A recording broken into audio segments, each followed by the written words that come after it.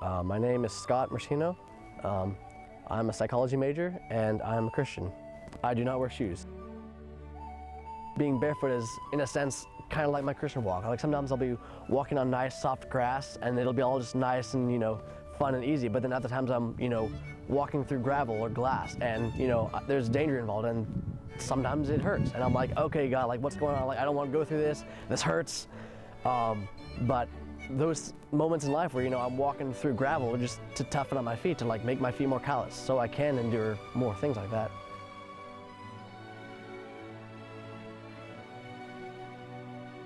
It gives me a sense of purpose, and then it also, helps me to understand a lot of the ways that the world works and, just how to go about having a good life.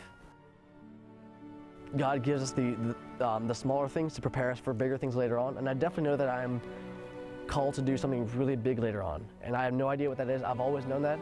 Other people have always known that, and so right now I'm in that training mode where I'm getting my practice with, being a leader and studying the Bible and learning how to be a good student. My faith has nothing to do with my lack of shoes necessarily. Okay, so I went running this morning and I stubbed my toe. It happens occasionally and it doesn't hurt, but I was just running along and then all of a sudden I felt my toe scrape the ground because I guess I wasn't being careful enough.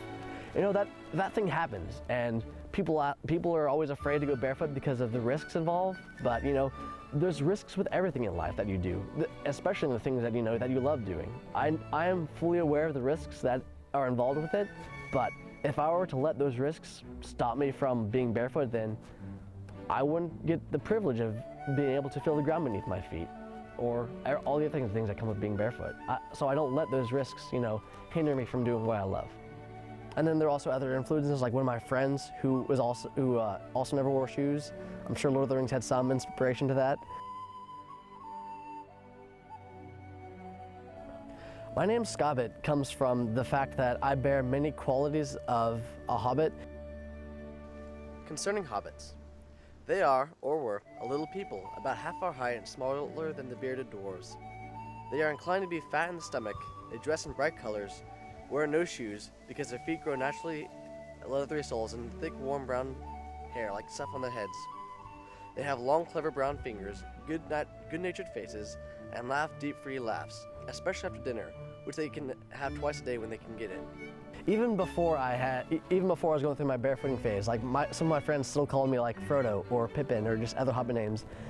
And then a few years ago, when I started to go barefoot more, like I was able to go barefoot more often, that I asked some of my friends about second breakfast, and then they just began to notice other hobbit qualities that I have, and then they just combined the name Scott with hobbit, and therefore they came up with Scobbit.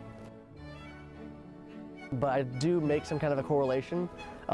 Usually I like to go with the example that God told Moses to take off his sandals because he was on holy ground. So sometimes I like to say that in church. So CSUMB count as holy ground? Not particularly.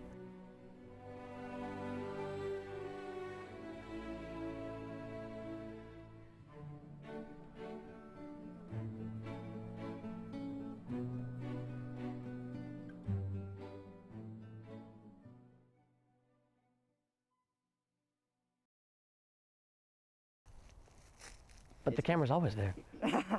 I can't ignore the camera. The camera can't ignore me, so.